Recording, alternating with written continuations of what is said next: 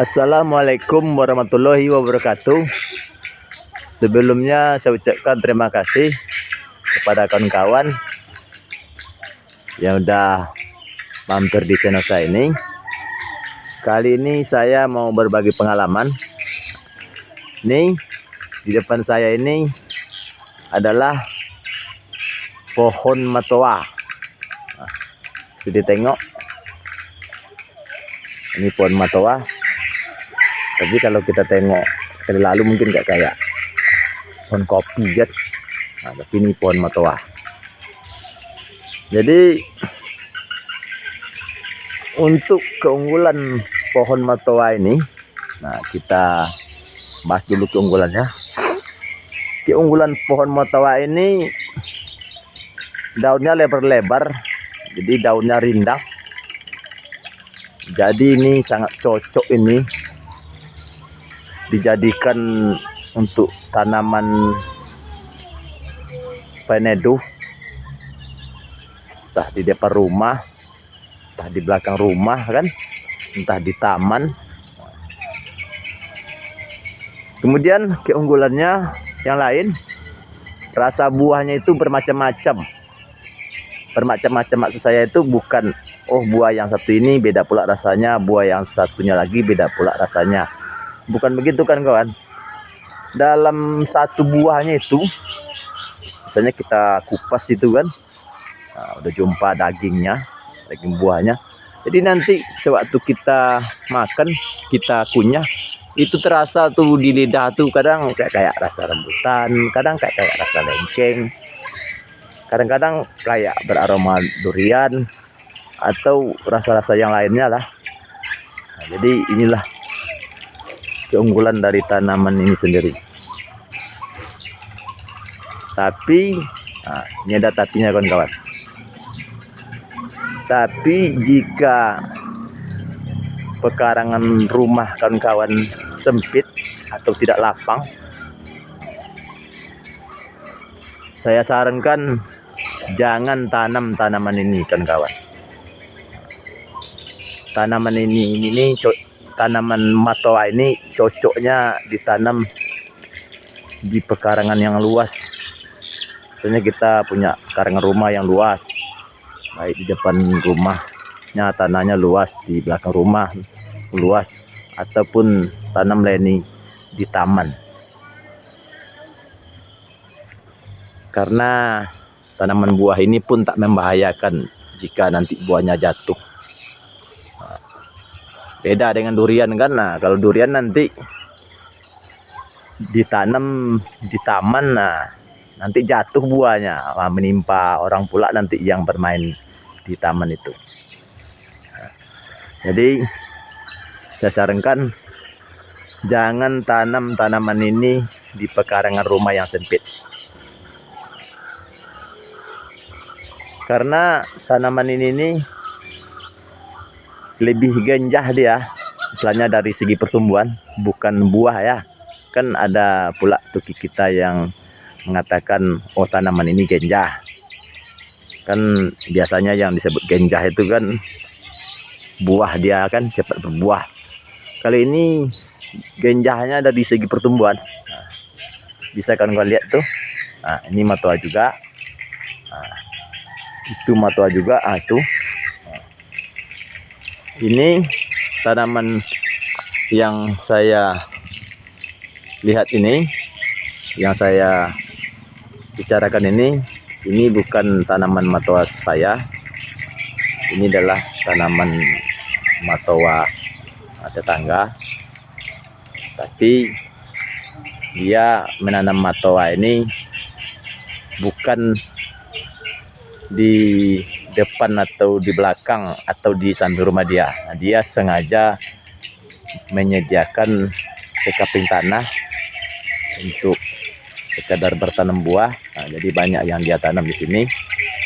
Ada mangga juga itu, ada jambu, ada cempedak, ada lengkeng juga yang dia tanam. Tapi kayaknya nih kebunnya ini kurang terurus. Nah, mungkin dia lagi sibuk. Jadi Jangan ditanam ini kan kawan, jika pekarangan kawan ini sempit, karena dia cepat besar. Kemudian untuk hasil buahnya sendiri pun tidak sesuai dengan batangnya. Batangnya tinggi besar, sementara nanti buahnya kecil-kecil. Itulah kekurangannya. Jadi setiap tanaman itu ada kelebihannya, ada kekurangannya. Jadi mohon maaf sebelumnya, saya tidak bermaksud istilahnya menghina atau mengejek ciptaan Tuhan, bukan. Cuman kan kita diberi Tuhan akal, atau Allah Subhanahu wa taala, kita diberi akal oleh Allah Subhanahu wa taala. Kan banyak itu tanaman yang dia ciptakan. Nah, jadi pilihlah menurut selera kita. Jadi kalau ini model tanamannya, ya tanamlah di pekarangan yang luas. Tapi kalau pekarangan sempit, jangan tanam ini. Nah, kemudian saya sambung lagi. Jadi kalau untuk pekarangan sempit ini tidak direkomendasikan. Yang pertama, nanti bobot batangnya besar, pertumbuhannya pun lebih cepat. Nah, bisa saya contohkan dengan tanaman yang satu ini. Nah, ini adalah pohon mangga saya yang berumur lebih kurang 2 tahun lah, atau 2 tahun setengah lah. Nah, ini umurnya 2 tahun setengah. Tingginya nih kira-kira 2 meter lebih sedikit lah. 2 meter setengah lah. Nah, jadi dia sudah berbuah 2 kali. Oke, nah, bisa ditengok. Dia sudah berbuah 2 kali. Tingginya, batangnya pun masih berukuran sekepal tangan. Tingginya baru sekitar 2 meter. 2 meter setengah lah. Umurnya pun 2 tahun setengah. Nah, jadi sudah bisa kita menikmati hasilnya, dan dia tidak terlalu memakan banyak tempat. Nah, sehingga bisa dia ditanam agak dekat sedikit jaraknya dengan tanaman lain. Nah, kemudian saya contohkan lagi tanaman yang satu lagi. Nah, ini jambu kristal yang berumur lebih kurang 2 tahun, tapi ini tidak tinggi. Ini tingginya sekitar 1,5 meter lah. Nah, tapi dia sudah menghasilkan buah. Umurnya pun tidak jauh beda itu dengan mangga itu. Kemudian kita beralih ke matoa ini lagi. Nah, matoa ini dengan mangga saya ini, nah, untuk umur tanamnya ini kemarin kawan-kawan beda tipis ini. Cuman bedanya entah berapa bulan. Entah matoa ini tanamnya lebih dulu, entah mangga saya ini tanamnya lebih dulu. Tapi jaraknya tidak jauh nih kan, jarak tanam kedua tanaman ini beberapa bulan saja kira saya. Cuman saya lupa tamannya yang dulu. Soalnya ini tanah tetangga ini dulu dengan tanah saya ini dulu pemiliknya 1 orang.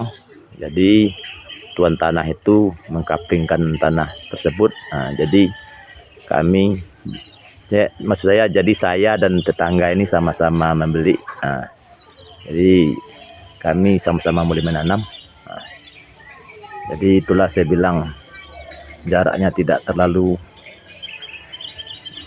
jauh jarak tanamnya. Bisa ditengok kan. Nah, dia ini udah tinggi nih kawan. Nah, udah hampir tinggi 4 meter nih.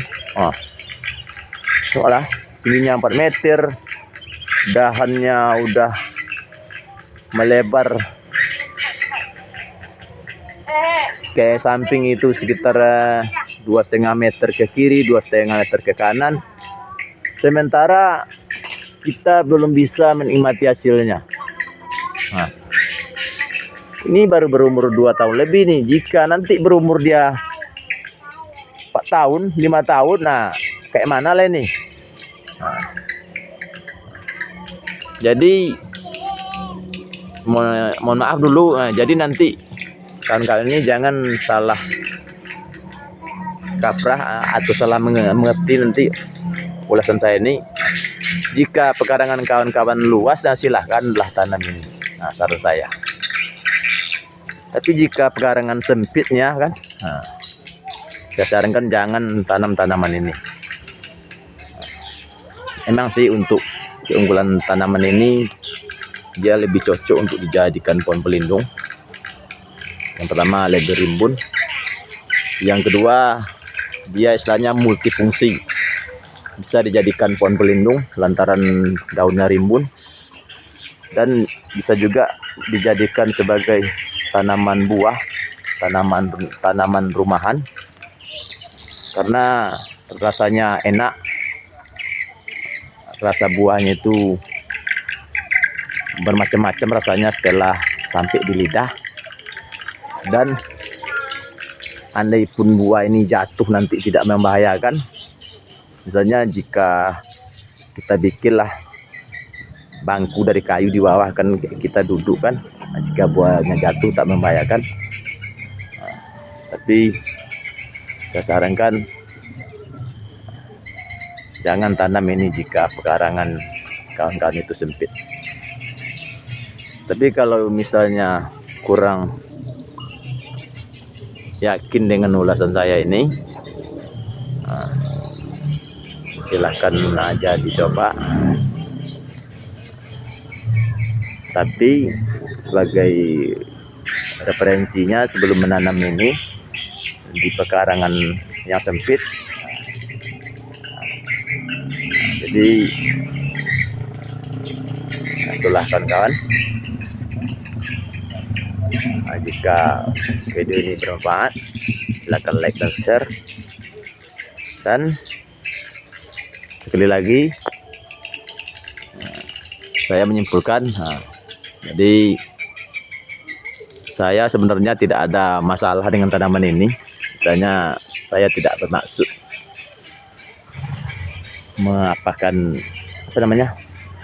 menghina ciptaan Tuhan. Jadi yang namanya kita manusia ini kan diberi akal oleh Tuhan. Nah, jadi dari sekian banyak tanaman yang Ia ciptakan itu kan ada lebih dan kurangnya, plus minusnya kan ada.